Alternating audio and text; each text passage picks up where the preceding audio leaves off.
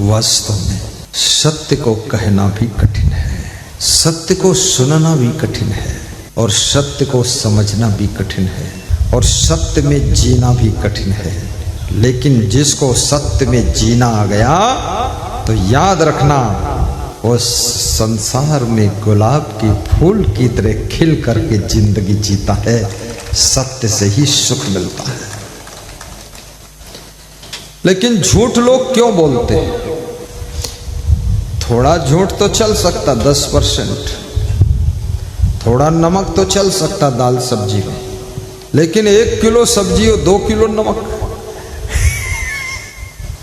ये तो बहुत ज्यादा उल्टा हो गया। कितने लोग 100% झूठ ही बोलते रहते हैं, और झूठ में हर बार पकड़ भी जाते हैं। स्वयं इधर भी बोलेंगे, फिर उधर बोलेंगे, पकड़ में आ जाएंगे तो बोलेंगे ऐसा नहीं। बहुत कठिन काम है। झूठ बोलने से पहले 1000 बार सोचना पड़ता है, क्या झूठ बनाकर बोलूं, और सत्य बोलने के पहले केवल 1 बार सोचना पड़ता है। और झूठ जब 1 बार व्यक्ति बोल देता है तो उस झूठ को सही सिद्ध करने के लिए जिंदगी भर बार बार झूठ ही बोलना पड़ेगा, और कभी भूल से भी सच निकल गया तो तुम पकड़ में आ जाओ। इसलिए झूठ में बहुत मेहनत है। परंतु कबीर साहब तो कहते ही हैं, तुलसीदास ने कहा है, झूठ ही लेना, झूठ ही देना, झूठ ही भोजन, झूठ चबेना।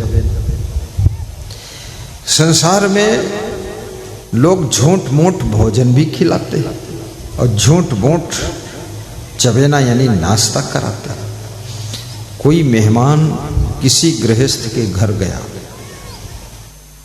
तो उस गृहस्थ ने अपने बच्चे को बुलाया, कहा जाओ अपनी मम्मी से कह दो चाय बना दे। बच्चा गया,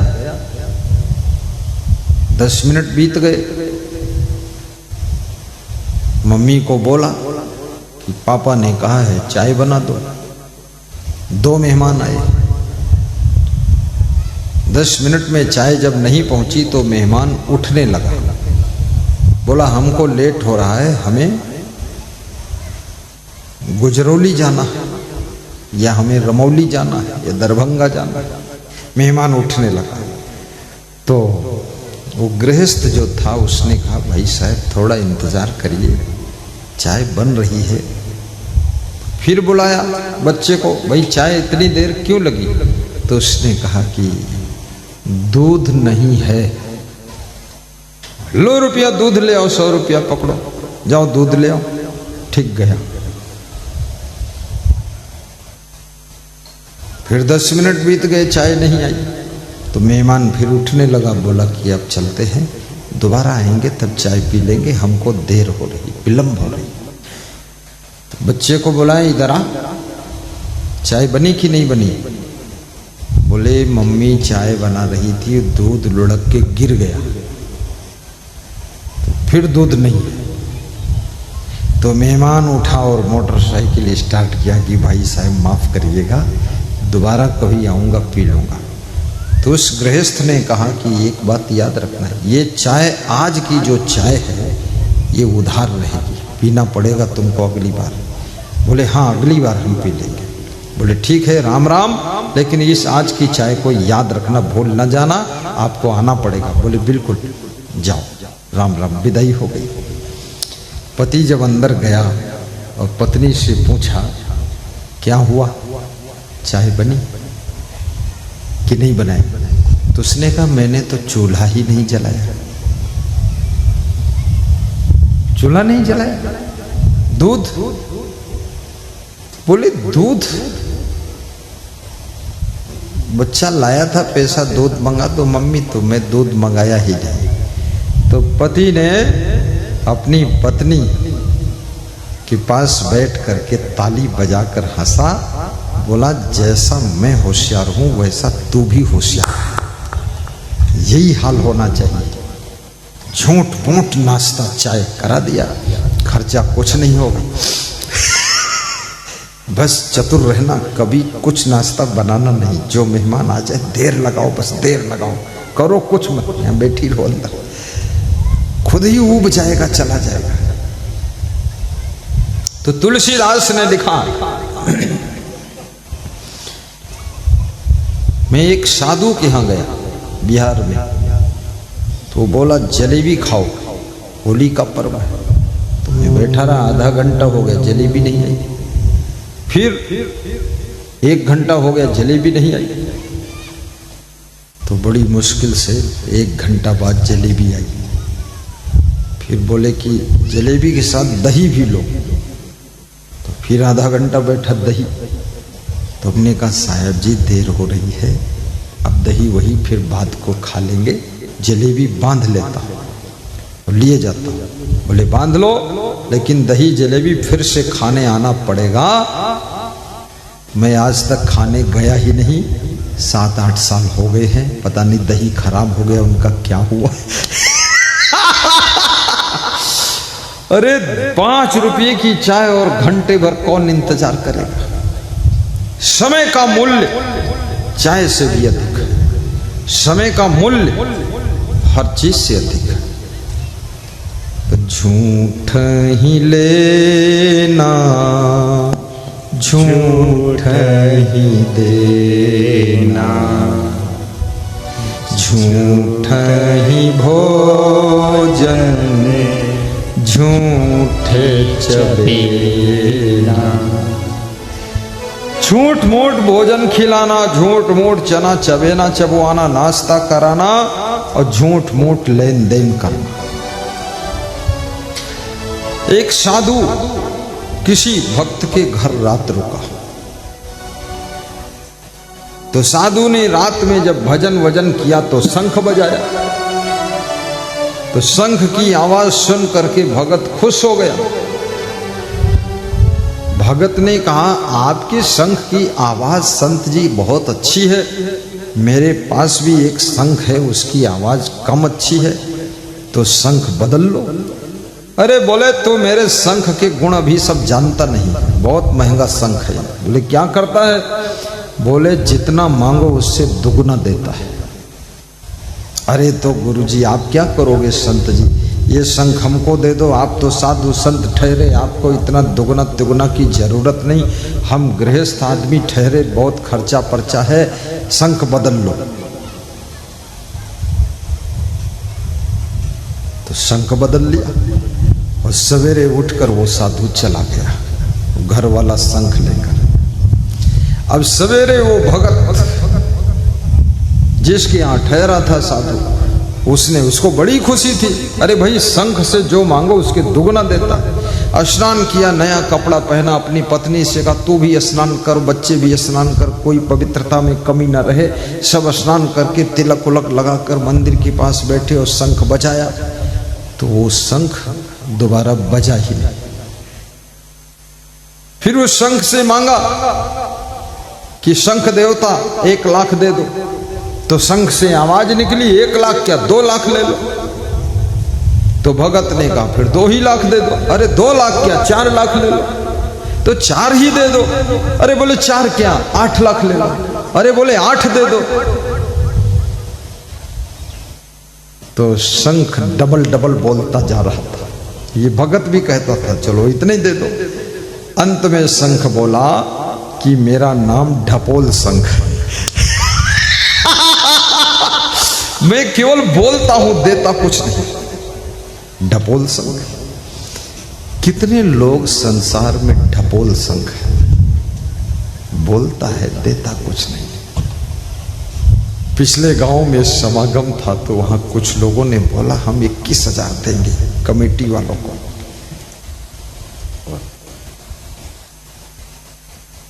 3,000 दिया तो कमेटी के अध्यक्ष आए, बोले ये 21 बोला था 3 दे रहा है। तो हमने कहा ये ढपोल शंख है, भागे भूत की लंगोटी भली, जो दे दे वही ले लो, ये ढपोल शंख। बोले ढपोल शंख क्या होता है? तो उनको भी कहानी सुनाएगी। तो बोले हद हो गई, याद रखना वचन का भी बड़ा महत्व होता है। भगवान राम के पिताजी रघुवंशी थे। उन्होंने कहा था कि जो वचन मैंने कैकेयी को दिया है वो वचन पूरा करूंगा। और कैकेयी ने ये वचन लिया था कि राम को 14 वर्ष का वनवास और भरत का राज तिलक, जबकि सवेरे राम का राज तिलक होना था, लेकिन उल्टा हो गया। रातों रात व्यवस्था बदल गई। और ये व्यवस्था भी क्यों बदली? मंथरा के कारण बदल गई। तुम्हारे यहां जो नौकर है, नौकरानी है, कृपया उस पर भी ध्यान दें। और कौशल्या की थोड़ी चूक थी, उसका परिणाम हो गया। कौशल्या को जब समाचार मिला कि मेरे बेटे राम का कल सवेरे राज तिलक होगा, तो कौशल्या बहुत खुश हो गई। और खुशी में कौशल्या ने अपनी दासी को बहुत सुंदर इनाम दिया। उस इनाम को कैकेयी की दासी मंथरा ने देख लिया, तो मंथरा ने कहा, अरे सिस्टर, ये कहाँ मिला सखी? बोले कौशल्या जी ने दिया है, महारानी कौशल्या। अच्छा, क्यों दिया? बोले राम का कल राज तिलक होना, उस खुशी में दिया। अच्छा। मंथरा बड़ी ईर्ष्यालु महिला थी, कुबड़ी दासी थी, उसके पीठ में कोबड़ निकला था, उबड़ कोबड़। वो तुरंत कैकेयी के पास जाकर रोने लगी और बोली, अगर मैं कौशल्या की दासी होती तो आज मुझको भी इनाम मिलता। मैं तो तुम्हारी दासी हूं, इसलिए कुछ नहीं मिला, फोकट में कायम कर। बोले क्या हुआ?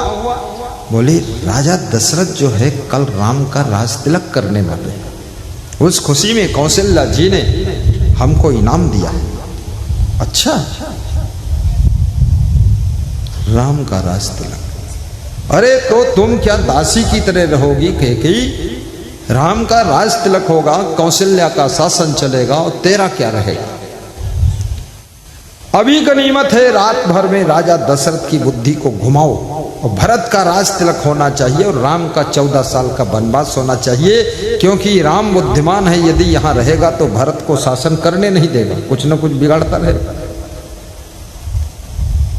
भरत की मोह में पड़ करके कैकेयी ने राजा दशरथ की बुद्धि को घुमाया। और एक बार युद्ध में गए थे राजा दशरथ, तो उनके रथ के पहिया की कील निकल गई थी। उस कील की जगह पर कैकेयी ने अपनी अंगुली लगा करके रथ का पहिया संभाल कर रखा था। तब उस खुशी में युद्ध जीत कर जब लौटे थे राजा दशरथ, तो उन्होंने कहा था, महारानी कैकेयी, कभी तुम वरदान मांगोगी तो तुमको 2 वरदान देंगे। कैकेयी ने कहा, कभी योग बनेगा तब मांगूंगी, ये वरदान मेरा सुरक्षित रखिएगा। तो उसने राजा दशरथ से वरदान मांग लिया कि राम का 14 वर्ष का वनवास और भरत का राज तिलक होना चाहिए।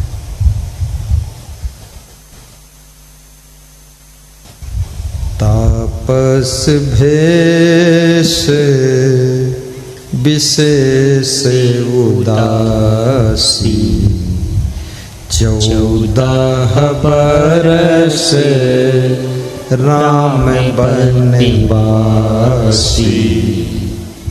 तापस भेष विशेष उदासी, 14 बरस राम बनवासी। तपस्वी का भेष पहनाइए और कमंडल दीजिए और राम को वनवास 14 साल का दीजिए और भरत का राज तिलक करिए। तो दशरथ ने कहा, रघुकुल रीति सदा चली आई। हमारे रघुकुल की रीति है, प्राण जाई पर बचन न जाई। मेरे कुल की रीति है, कुल मर्यादा है, कुल की परंपरा है। मेरे प्राण भले चले जाए लेकिन मैं वचन को जाने नहीं दूंगा। कैकेयी एवं मस्त जाओ, ऐसा ही होगा। लेकिन कैकेयी को संकेत दे दिया कि अब तुम्हारा पति राजा दशरथ जीवित नहीं रहेगा। सवेरा होता है, राम का वनवास हो चुका है। भरत शत्रुघ्न ननिहाल में राम की वनवास प्रस्थान करते ही राजा दशरथ की मृत्यु हो जाती है। उन्होंने कहा था प्राण चले जाएंगे लेकिन वचन पूरा कर दूंगा। राम का वियोग राजा दशरथ सह न सके, क्योंकि पिता पुत्र में बहुत प्रेम था। गुणवान पुत्र हो, गुणवान पुत्री हो, उसका वियोग आपको गहरा घाव कर देता है। राम गुणवान भी है, महान भी है, भगवान भी है, चरित्रवान भी है, विचारवान भी है, और राम विवेकवान भी है। ऐसे राम जैसे पुत्र का वियोग राजा दशरथ सह नहीं पाए। गलत काम करने वाला, गलतियां करने वाला, वो बेटी हो या बेटा हो, बहू हो या कोई हो, उसकी मृत्यु से उतना दुख नहीं होता है, क्योंकि वो जीवित ही है। वो जीते जी बहुत दुख दे रहा है, तो मरने के बाद दुख नहीं होता है। फिर तो मन में होता चलो छुट्टी मिल गई, मर गया, थोड़ा ऊपर ऊपर रो लिया जाता है और दफन कर दिया जाता है। लेकिन जिसके जीवन काल में बहुत सुख मिलता है, शांति मिलती है, प्रसन्नता मिलती, सम्मान मिलता है, जिसके प्रभाव से आदर मिलता, यश मिलता, कीर्ति मिलती है, ऐसे पुत्र का वियोग, पिता का वियोग, ऐसी पत्नी का वियोग, ऐसे पति का वियोग आपके हृदय में घाव कर जाता है। तुम घायल हो जाते हो। गुणवान व्यक्ति सबको घायल करता है। जहां जहां दिल को बात छू जाए वहां जरा ताली भी बजा देना।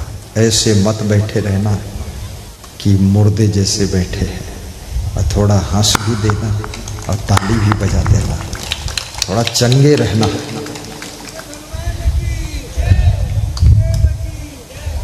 वाह, जय हो, धन्यवाद। शिव कुमार हैं, धन्यवाद शिव कुमार साहब।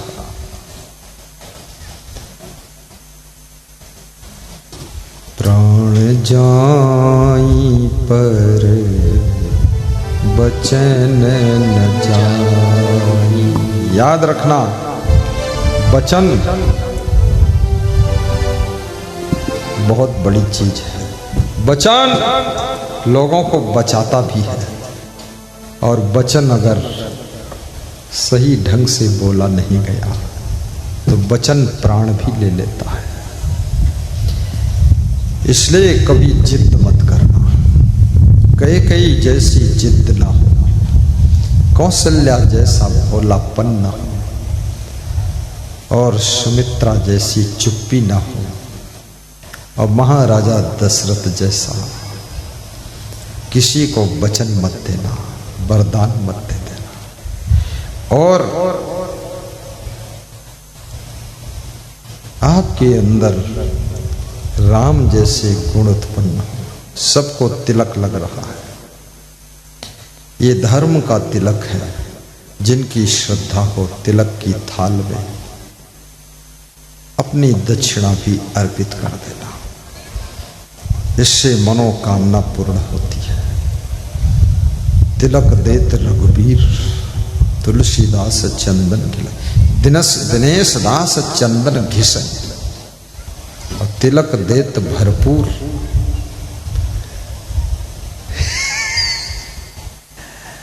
बहुत सेवा कर रहे हैं।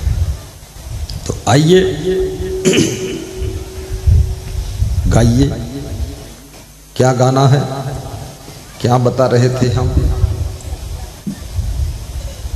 नर हरि लाग दो विकार बिन ईंधन।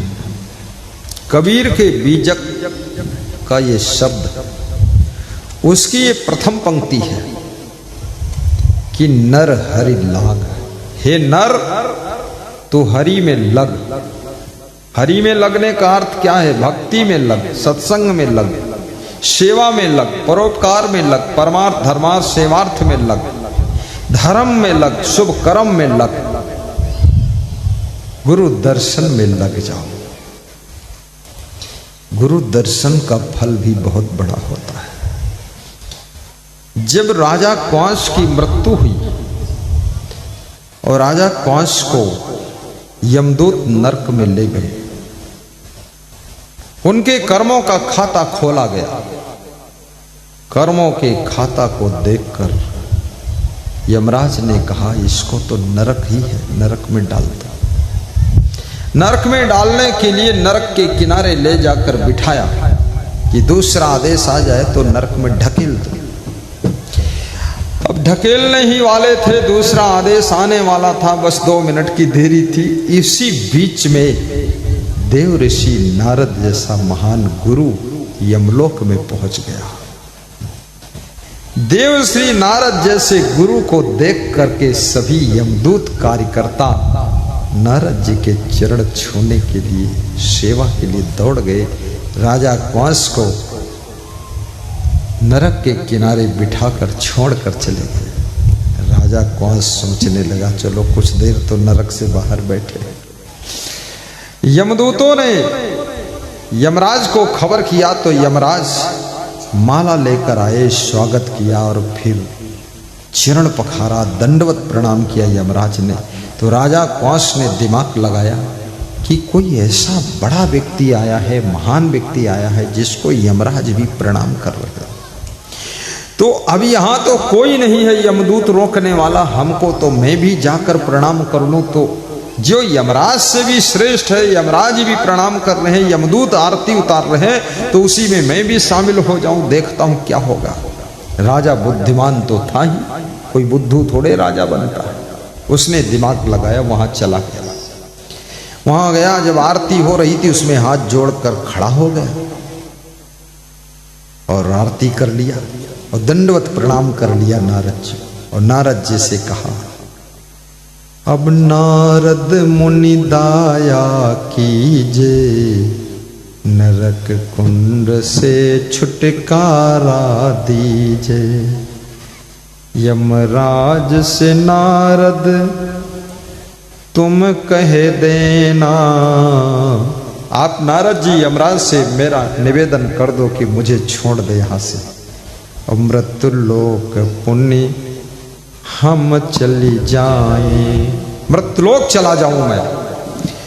तो ये दयालु थे नारद जी, इतना बड़ा गुरु संत। इसने कहा, अरे यमराज जी, ये छोटा सा काम कर दो।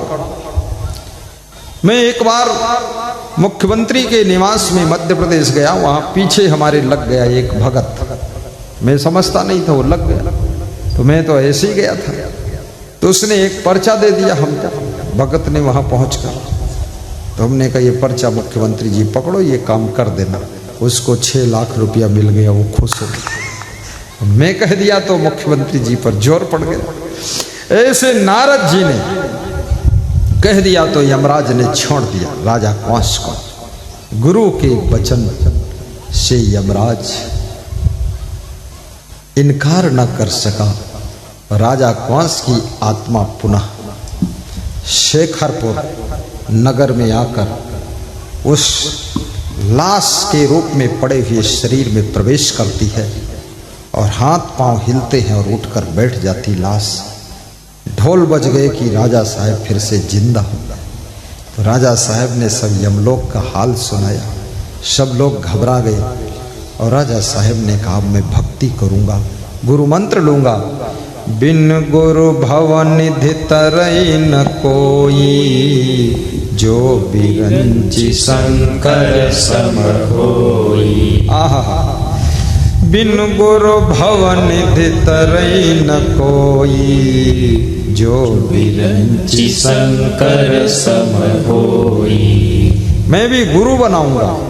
राजा कंस ने गुरु बनाया और उनके गुरु बनाने से उनके जो पुरखे नरक में पड़े हुए थे वे भी नरक से निकालकर स्वर्ग में पहुंचा दिए गए और राजा कंस की आत्मा की सदगति हो गई।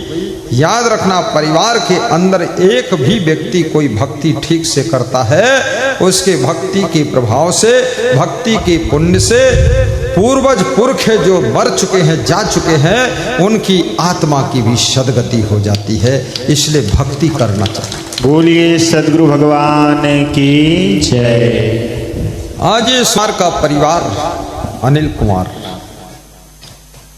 और ये सब परिवार साधारण नहीं। इनके भक्ति के प्रभाव से सत्संग की गंगा तुम्हारे गांव में आई हुई है और ये हजारों नर नारी बैठकर सत्संग की गंगा में डुबकी लगा रहे हैं। सोचो, और सत्संग ही भवसागर से पार करता है। बड़े भाग्य पाई सतसंगा, बिनहि प्रयास होई भवभंगा। ताली बजा के गाइए। बड़े भाग्य पाई सतसंगा, बिनहि प्रयास होई भवभंगा। बड़े भाग्य से सत्संग मिलता है, कुसंग तो दुर्भाग्य से मिलता है। कुसंग तो चारों तरफ फैला हुआ, लेकिन सत्संग तो कभी कभी कोई बड़ा पुण्य आत्मा जब पैदा होता है जिस गांव में, उसके माध्यम से सत्संग की गंगा आती है। शंकर तेरी जटा में बहती है गंगाधारा और भक्त तेरी श्रद्धा से निकलती है सत्संग धारा। ये भक्त की श्रद्धा से ही सत्संग की धारा प्रकट होती है। कैसे कैसे ये परिवार मुझसे जुड़ा, अभी बहुत पूछने का टाइम नहीं मिला, लेकिन ऐसा ये परिवार जुड़ा। कोटा राजस्थान के आश्रम में भी दर्शन करने गए, सिंहेश्वर में भी दर्शन किया, यहाँ आजू बाजू में सत्संग हुए, समस्तीपुर दर्शन किया, लखीमपुर धाम भी हमारे पहुंचे और सब जगह दर्शन करते करते अब उनकी पहचान हमारे हृदय में बस चुकी है। अब वो कभी भूलने वाला नहीं है मोइन महुआ, क्योंकि मोइन महुआ नाम भी कठिन है और इससे कठिन है भंगही और फिर रमौली, गुजरौली और अठौली पठौली, तो बहुत है झंझट। लेकिन अब धीरे धीरे प्रेम में सब याद किया। जिस कमरे में मेरा निवास है, स्वर्ग जैसा कमरा है, उनका स्कूल है। वो स्कूल का क्या नाम है?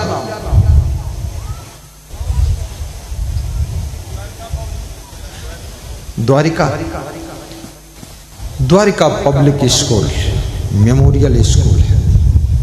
और उस स्कूल में मेरे कमरे में 2 पोस्टर लगे, तो सवेरे उनको ही मैं पढ़ा हूँ 15 मिनट, सब याद किया हूँ। क्या गुजरौली है, रमौली है, बागई है, तो फिर ठीक से याद हो गया मोइन महुआ। साल भर तो मोइन महुआ ही भूल जाता था, खाली महुआ याद रहता था।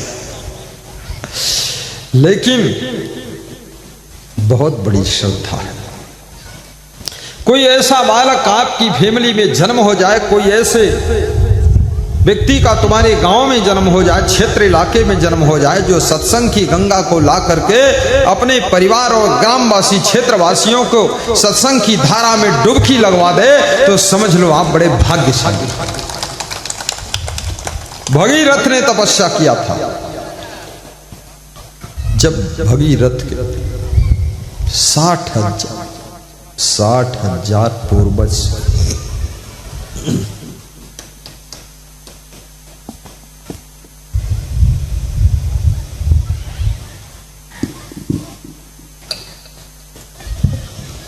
राजा भागीरथ के पूर्वज थे राजा सगर, और राजा सगर के 60,000 पुत्र थे। तुम तो कहते हो हम 2 हमारे 2। राजा सगर के 60,000 पुत्र थे और महाराजा धृतराष्ट्र के 100 पुत्र थे। पुत्रियां भी होंगी, उसका संख्या नहीं पता लगाया मैं, क्योंकि पुत्र ही ज्यादा, उसे गिनते गिनते टाइम बहुत हो जाता है। और याद रखना, जो कीचक था, कीचक राजा विराट का साला, वो 100 भाई था। कीचक 100 भाई। अब सोचो ये 100 बच्चों को जन्म देने वाली महिला कितना मजबूत और बलवान होगी। ये आजकल कलयुग में इतना कमजोर स्त्री है, एक भी बच्चे को जन्म नहीं दे पाती है, वो ऑपरेशन से ही होता है। और 100 बच्चों को जन्म दे करके गांधारी फिर भी हष्ट पुष्ट है। इसलिए महिलाओं को थोड़ा दाल रोज खाना चाहिए, और सब्जी, थोड़ी रोटी, थोड़ा चावल, इसी से ताकत बनेगी। और थोड़ा दूध मिल जाए तो बहुत अच्छा है। और सुबह सुबह दही काला नमक डाल के बस आधी कटोरी। तो क्या पुरुषों को नहीं खाना चाहिए? अरे उसको भी खाना चाहिए, क्योंकि दोनों साझे में ही बच्चे होंगे ना। इसलिए पुरुष खाना पीना बिल्कुल फिट रखना चाहिए। कभी भी खाना पीना उल्लुल जुल्लुल मत खाइए, और मेहनत भी कीजिए। राजा सगर के 60,000 पुत्र ऋषि के श्राप से जल करके भस्म हो गए थे। कपिल मुनि के श्राप ने मारे सगर के पूत मर गए, एक साथ भस्म हो गए। अब उनको कैसे तारा जाए? एक एक मरता है तो उसकी अस्थियां और पिंडदान लाकर गया में प्रवाहित करते हैं। कभी अस्थियां हरिद्वार गंगा में, कभी प्रयाग की गंगा में, लेकिन 60,000 बहुत हो गए। तो उन्हीं के कुल में ये पोता पर पोता पैदा हुआ। राजा भागीरथ जब बना तो इसने देखा कि मेरे पूर्वज 60,000 ऋषि के श्राप से भस्म होकर मर गए, और उनकी अस्थियां विसर्जित नहीं कर पाए हम लोग, तो मैं सीधे गंगा को ही क्यों न ले आऊं।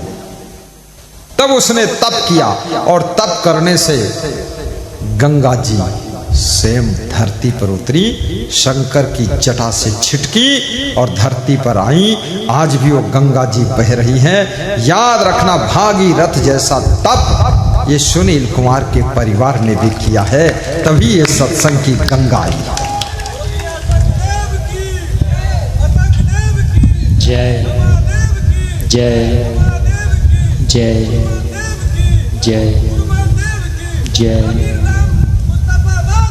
जय जय। सत्संग की गंगा बहती है। सत्संग को गंगा बताया गया है। और याद रखना, वो भागीरथ जो गंगा लाए थे उसमें तो बस अस्थियां विसर्जित होती जो मर चुके हैं। त्रिवेणी संगम में डुबकी लगा करके भी लोग मन को संतोष करते हैं, लेकिन सत्संग की गंगा में जो बैठ जाता है और सत्संग के पवित्र जल में जिसकी स्नान हो जाती है, तो याद रखना, मरने के बाद तरना नहीं है, जीते जी वो तर जाता है, जीते जी तर जाता है। ये सत्संग की गंगा भागीरथ जैसा तप करके ही आई है। धन्य है मोइन महुआ गांव, धन्य है ये किशुन देव, कपिल देव, रामदेव का परिवार, और धन्य है ये उनके 6 बच्चे, और धन्य है बहुए। कुछ दिन पहले श्री रामदेव, राधे श्याम यादव के पिता श्री रामदेव का देहावसान 2 महीने पहले ही हुआ। ये परिवार दुख में डूबा था, क्योंकि इस परिवार में मैंने एक चीज शुरू से देखा है आपस में प्रेम बहुत है। धन बहुत हो ना हो, लेकिन प्रेम बहुत है।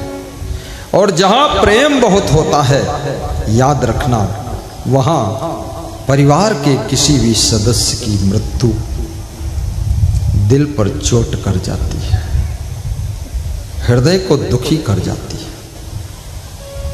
उनके दुख में सब डूबे थे, उनका वियोग हुआ, उसी समय मेरा फोन आ गया। तो मैंने कहा, सत्संग तुम्हारा होना था तो हो जाए। तो उन्होंने बताया ऐसी ऐसी कंडीशन की। तो हमने कहा सत्संग से ही दुख से पार हो गया। तो उन्होंने बताया ज्यों ही आपका फोन आया हमने हाँ किया और सत्संग की तैयारियों में हम लग गए। हमारे परिवार का मन मोटिवेट हो गया, सबके ध्यान में तुम आ गए और हमारा दुख जो है सुख में बदल गया।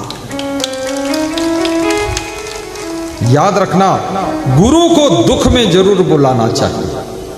सुख के समय भले ही दुनिया को बुला लो, संसार को बुला लो, जगत को बुला लो, लेकिन जब दुख बहुत हो तब गुरु को बुलाइए। जब कोई काम नहीं आते तो मेरे गुरुवर काम आते हैं और हमारे दुखों को मिटाकर फिर चले जाते हैं। गुरु को बुलाइए। जब कोई नहीं आता मेरे गुरुवर आते हैं, मेरे दुख के दिनों में वो बड़े काम आते हैं। जब कोई नहीं आता मेरे गुरुवर आते हैं, मेरे दुख के दिनों में वो बड़े काम आते हैं। मेरे दुख के दिनों में वो बड़े काम आते हैं, बड़े काम आते हैं। बोलिए सद्गुरु भगवान की जय।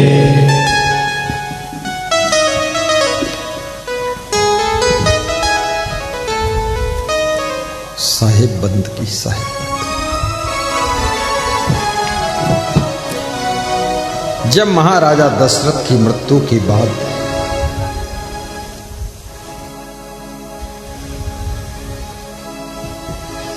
रघुवंशी परिवार दुख में डूब गए, तो याद रखना गुरु वशिष्ठ का आगमन हुआ। गुरु वशिष्ठ भरत की दुख भरी दशा को देख करके समझा रहे हैं। हे भरत, बहुत विह्वल मत होइए। सुनहु भरत भावी प्रबल, बिलख कहो मुनिनाथ। हानि लाभ जीवन मरण, जस अप जस विधि हाथ। हे भरत, भावी प्रबल है, प्रारब्ध प्रबल है। हानि लाभ जीवन मरण, जस अप जस विधि हाथ। आपके पूज्य पिता महाराजा दशरथ का समय पूरा हो चुका था। बहाना मौत के बहुत होते हैं, लेकिन मौत एक होती है। और भरत, याद रखना, ये मृत्यु लोक है, यहां से सबको जाना होता है। खुशी इस बात की है, इस धराधाम को राम लक्ष्मण भरत शत्रुघ्न जैसे 4 पुत्रों को जन जन की सेवा के लिए महाराजा दशरथ छोड़ कर गए। तुम धर्म की रक्षा करो, कर्तव्य का निर्वहन करो और बहुत दुखी मत हो। भरत रो रहे हैं, कौशल्या कैकेयी सुमित्रा भी रो रही है, शत्रुघ्न रो रहे हैं, राम लक्ष्मण जा चुके हैं। गुरु वशिष्ठ ने पूछा, भरत क्या राम से मिलना चाहते हो? बोले हाँ, राम से मिलकर मेरा दुख कम हो जाएगा। गुरु वशिष्ठ स्वयं सबको लेकर चित्रकूट में जाकर के भगवान राम से सबकी भेंट कराते हैं। राम और भरत हृदय से मिलकर के खूब रोते हैं, लक्ष्मण भी रोते हैं, जनक जी भी साथ में गए थे, वो भी रो रहे हैं, जानकी जी भी रो रही। जहां शुद्ध और अथाह प्रेम होता है वहां वियोग के बाद जब मिलन होता है तो उस मिलने के सुख में भी रोना आ जाता है। इसलिए प्रेम का मार्ग आंसुओं का मार्ग है। कई बार आपकी पत्नी, तुम कहीं जाते हो, बहुत दिनों के बाद लौटते हो, देख करके रोती है। कई बार तुम भी परिवार के साथ प्रेम में डूब करके आंसू पोंछ लेते हो, और जिस प्रेम में आंसू नहीं है वो प्रेम अभी अधूरा है। और जो प्रेम का पौधा आंसुओं से भीग गया तो समझ लो प्रेम पूरा है, प्रेम पूरा है। प्रेम दुखों को भी बांट लेता है। ये प्रेम कोई साधारण चीज नहीं है। इसलिए मैं निवेदन करूंगा, अपने घर में धन का विकास करना, लेकिन साथ साथ में प्रेम का भी विकास करना। भवन बनाना, लेकिन एक दूसरे के प्रति प्रेम का भाव भी बनाना। लोग भवन खड़ा कर लेते हैं, लेकिन भवन के भीतर रहने वालों में न सेवा भाव है, न प्रेम भाव है, न श्रद्धा भाव है, न भक्ति भाव है। और भाव विहीन भवन दुख को पैदा करता है। जिस भवन में भाव है, सेवा का भाव, आपस में प्रेम का भाव, संगठन का भाव, वो भवन याद रखना तुम्हारे दिल को प्रेम और सुख से भर देता है, प्रेम और सुख से भर देता है। इसलिए कई बार आपने देखा होगा, गांव के रहने वाले लोग भी बड़े खुश रहते हैं, और बड़े बड़े शहरों में, पटना में रह करके भी लोग बड़े बड़े महलों में हैं, लेकिन खुश नहीं, दुखी है। छत्तीसगढ़ के एक भक्त ने मुझसे कहा कि मैं सोचता था सब भाइयों के कमरे अलग अलग हो जाएंगे तो हमारे घर में सब सुखी हो जाएंगे, प्रेम बहुत हो जाएगा। बोले अब ये हो रहा है, बड़ा भाई आता है वो अपने कमरे में घुस जाता, माँ के पास बैठता ही नहीं, अंदर से बंद कर लेता, वो सिम लेटरिन हो लेता, निकलता नहीं। और छोटा भाई आता, वो अपने कमरे में चला जाता। मैं आता हूँ, मैं माँ के पास बैठता हूँ, थोड़ा बात करता हूँ, तो माँ खुश भी होती है और थोड़ा दुखी होती कि दो बच्चे हमारे पास नहीं बैठे। याद रखना, कमरा अलग अलग हो, लेकिन मन अलग अलग ना हो पाए। भवन अलग अलग हो, लेकिन भाव जुड़ा रहना चाहिए। भाई भाई में बंटवारा हो, धन और जमीन का बंटवारा हो जाए, सामान का बंटवारा हो जाए, लेकिन याद रखना एक दूसरे के प्रति जो सम्मान है उसका बंटवारा नहीं होना चाहिए। एक दूसरे के प्रति जो प्रेम है वो कभी बंटना नहीं चाहिए, घटना नहीं चाहिए, टूटना नहीं चाहिए। तो समझ लेना, बंटवारा होने के बाद भी तुम एक हो। ये जीवन में याद रखना, प्रेम ही है जो सबको साथ साथ बिठाता है। आज यहां जितने भी श्रोता आए हैं, ये प्रेम की डोरी में बंध करके ही तो बैठे हैं। सबके घर में अच्छा अच्छा रहने को है, सब ठीक है, लेकिन कोई गुरु के प्रेम में, कोई आयोजक परिवार के प्रेम में, और कोई भक्ति के प्रेम में आकर बैठा हुआ है। और ये बैठना याद रखना, मेरे सत्संग में एक पेट्रोल पंप के मालिक की पत्नी आई, शोभा यात्रा निकली, बड़े संपन्न लोग थे वह। तो शोभा यात्रा थी 3 किलोमीटर की और पैदल सब चल रहे थे, तो उनकी पत्नी भी पैदल चल रही थी। तो मेरे को थोड़ा सोच होता था कहीं इसकी श्रद्धा ना टूट जाए, 3 किलोमीटर पैदल चलना पड़ रहा है, ज़्यादा रगड़ जाए तो सोचे अरे असंग देव में बड़ा झंझट है, कहाँ घुमा दिया, तो ऐसा डर लगा। और उसके बाद प्रवचन में जब हम पहुंचे तो उन्होंने ध्यान से सुना और सुन करके फिर विदा हुई। विदा होते समय कहा, गुरुजी आज अच्छा लगा। घर में रहते थे तो हमारे थोड़ा थोड़ा पाँव में दर्द होता रहता था, लेकिन पैदल चलने से वो दर्द भी खत्म हो गया और साथ में मुझे लगा कि आपके साथ शोभा यात्रा में जो चल देता है उसके जीवन की शोभा, घर की शोभा, परिवार की शोभा बढ़ जाती है।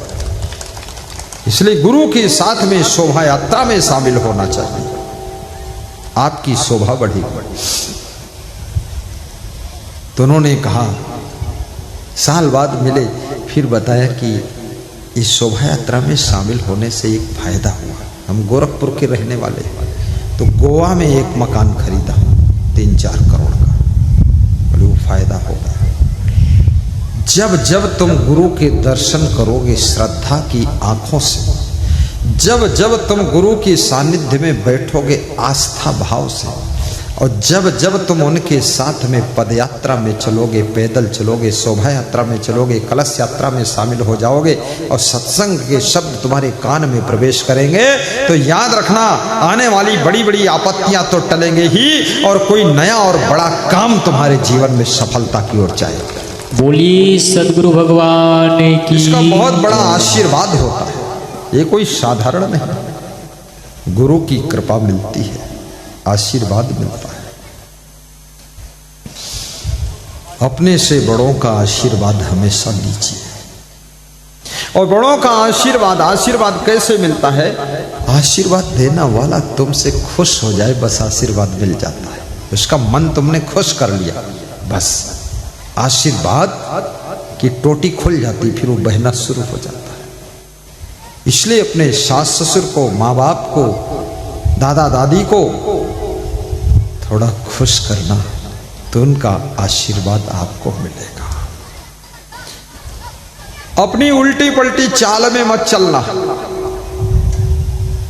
आपकी चाल भी सुचाल होनी चाहिए। और जिसकी चाल अच्छी है उसका हाल भी अच्छा है, जिसकी चाल बिगड़ी है उसका हाल भी बिगड़ेगा। इसलिए चाल को सुधार। लोग पूछते हैं क्या हाल चाल है, लोग उत्तर देते हैं परफेक्टली ऑल राइट, सब ठीक है। लेकिन हाल को सुधारना है तो पहले अपनी चाल को सुधार।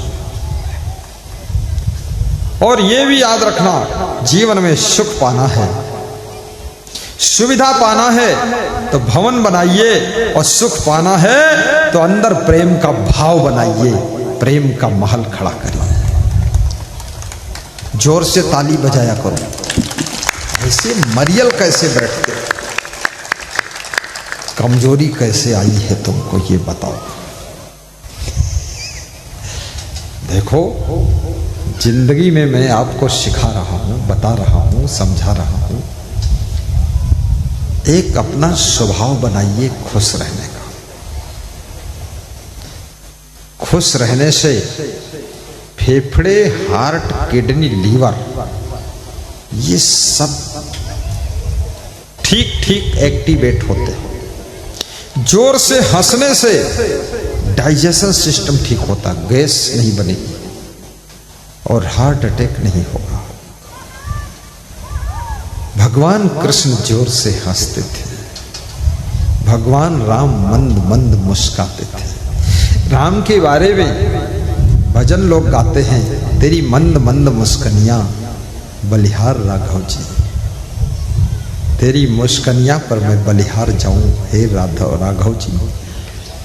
और राघव जी की तुम पूजा करते हो, राम के भक्त हो, कृष्ण के भक्त हो, ऐसे मुंह बनाकर बैठते हो, कैसे बनाकर बैठते हो, कैसे नहीं मुस्कुराकर जिंदगी जीते हो। झमेला तो सबके जीवन में है, कृष्ण के जीवन में झमेला कम नहीं था, राम के जीवन में भी झमेला कम नहीं था। झमेला है, ये क्यों है? क्योंकि इस झमेले से पार होने की तुम्हारे अंदर शक्ति भी है, इसलिए तुमको झमेला मिला है। ये सबको झमेला भी नहीं मिलता, मूर्खों को ये झमेला इसलिए मिला है, तुमको इससे बड़ी बुद्धि मिली है, इससे पार हो जाओ। बोलिए सद्गुरुदेव की जय। हंस करके जियो, खुश हो करके पढ़ो, मुस्कुरा कर अपनी माँ के पास बैठो। कितने लोग तो माँ के पास बैठते ही नहीं, चुड़ैल के पास बैठ जाएंगे लेकिन माँ के पास नहीं बैठेंगे। कितने लोग अपने बाप के पास कभी नहीं बैठते, भूत प्रेत के साथ बैठकर बात करने के। कितने लोगों के दोस्त बहुत हैं, दर्जनों दोस्त हैं। मैं तो कहूँगा अपने पति को दोस्त बनाइए, बॉयफ्रेंड मत बनाइए, हस्बैंड को फ्रेंड बनाइए, अपनी पत्नी को फ्रेंड बनाइए, वाइफ फ्रेंड बनाइए। गर्लफ्रेंड की जरूरत नहीं, गर्लफ्रेंड तुम्हारा गला काट देगी और बॉयफ्रेंड बाय बाय कहकर निकल जाएगा। और ये जो तुम्हारी वाइफ है, ये लाइफ भर ऑल लाइफ फ्रेंड बनकर काम करेगी, इसलिए असली फ्रेंड तो तुम्हारी वाइफ है जो लाइफ भर काम आती है। और असली फ्रेंड तुम्हारा हस्बैंड है जो तुमको हंसाता रहता है, खुश रखता है, तुम्हारी हंसी खुशी के लिए दिन रात सिर तोड़ काम करता है। ये हस्बैंड ही तुम्हारा फ्रेंड है, इससे बड़ा कोई फ्रेंड नहीं है। बाकी सब छोड़ो फ्रेंड। और माता पिता सबसे बड़े friend, mother friend, father friend, brother friend, sister friend, ये फ्रेंड है। दुनिया भर का फ्रेंड बना रखा फालतू। और फ्रेंड फ्राइड करता है, फ्रेंड फ्राइड निकला इसलिए हम और हमारे गुरु दोनों फ्रेंड जैसे रहते थे। मैं गुरु का हाथ पकड़ता था कभी तो गुरु दूसरा हाथ भी दे देता था, इसको भी पकड़ो।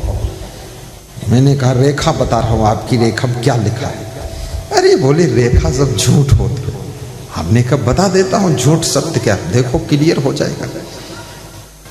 गुरु हाथ अपना पकड़ा देता था। और गुरु शिष्य में भी दोस्ताना व्यवहार होना चाहिए, इतना घना प्रेम का व्यवहार हो कि गुरु भी लगे कि हमारा कोई ऐसा साथी मिला, संगवारी मिला है। और शिष्य को भी लगना चाहिए कि अरे माँ बाप तो बिछुड़ गए, लेकिन गुरु में माँ बाप दोनों का दर्शन हो रहा है। 2 in 1, ये माँ के रूप में भी है और बाप के रूप में भी है। जब प्रेम से कुछ खिलाते हैं, हाल पूछते हैं तो समझ लो माँ का रूप है। जब गलती होने पर थोड़ा डांटते हैं तो ये बाप का रूप है। 2 in 1 गुरु है, माँ का रूप और बाप का रूप लेकर के शिष्य के जीवन को संवारने का काम करता रहता है। बोलिए सद्गुरु भगवान की जय। तुम ही मेरे माता पिता भी तुम ही हो। गाओ। तुम ही मेरे बंधु, गाना पड़ेगा। सखा भी, अरे बाल्टी बाल्टी पानी पिलाया जा रहा है, तुम ही छोड़ने क्या बात है। दिल कोटा में पढ़ने वाले स्टूडेंट, इस परिवार के 5 बच्चे कोटा पढ़ रहे हैं राजस्थान। कोटा में मेरा आश्रम, तमन्ना। जिस कोचिंग में पढ़ते उसके मालिक भी मेरे आश्रम आते, भजन गाते। तुम भजन नहीं गाते। कोटा के बच्चे पानी पिला रहे हैं, राजा है। और बच्चों का नाम कल तक याद करूंगा। बच्चे बहुत प्रेम से आए। दरभंगा के रंजीत भी पानी पिला रहे। ये तो सेवा है, सेवा करो। राजा जा बेटा तू भी पिला दे। उसका नाम लिया तो याद आ गया मुझे करना है। भाग्यशाली है बच्चे जो भक्त परिवार में जन्म हुआ।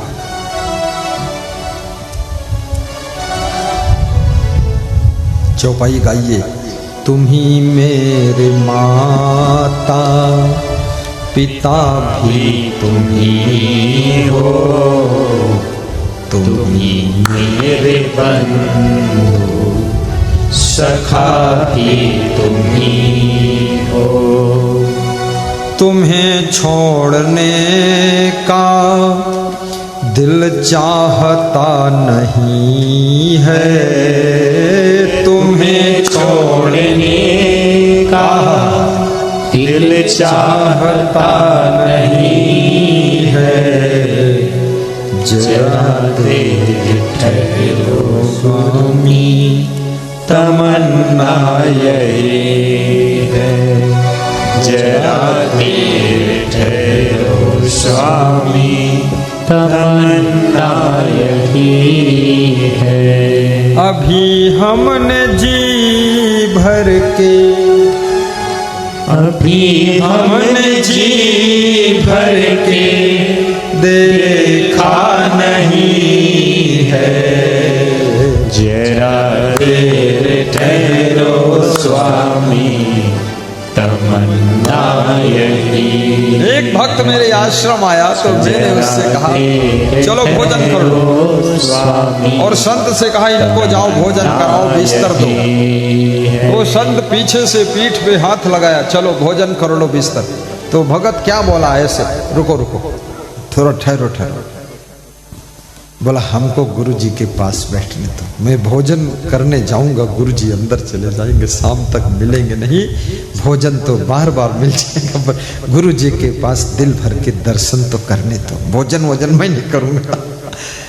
वास्तव में दर्शन करते करते जिनकी आंखें कभी तृप्त नहीं होती है, और प्रवचन सुनते सुनते जिनके कान कभी तृप्त नहीं होते हैं, हे राम, वाल्मीकि ऋषि ने कहा है ऐसे भक्तों के हृदय में तुम निवास करना जिनकी आंखें तृप्त नहीं होती हैं और कान भी तृप्त नहीं होते।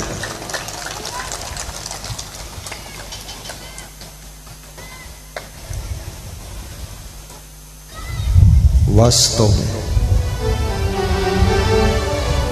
प्रेम का मार्ग तृप्ति का मार्ग नहीं है। प्रेम के पथ पर चलने वालों के अंदर और दर्शन की भूख बढ़ती है, सेवा की भूख बढ़ती है कि और सेवा करूं, क्या करूं। इसलिए गुरु से भी प्रेम रखना। गुरु का प्रेम संसार के बंधन से तुमको मुक्ति दिलाएगा। गुरु की भक्ति मुक्ति का द्वार खोलेगी। गुरु की दीक्षा तुम्हारी गलत इच्छा को नष्ट करेगी और शुभ इच्छा को पूर्ण करेगी। गुरुदीक्षा की शक्ति को समझना। गुरु का सत्संग तुम्हारे जीवन के रंग को बदल देगा, ढंग को बदल देगा। नई उमंग, नई तरंग आएगी और जीवन ऐसे ढंग से जीने का सलीका आ जाएगा, जिंदगी का तरीका आ जाएगा कि उसी घर में जिसमें तुम चिंता में रहते थे, उसी घर में अब मुस्कुरा कर रहना सीख जाओगे।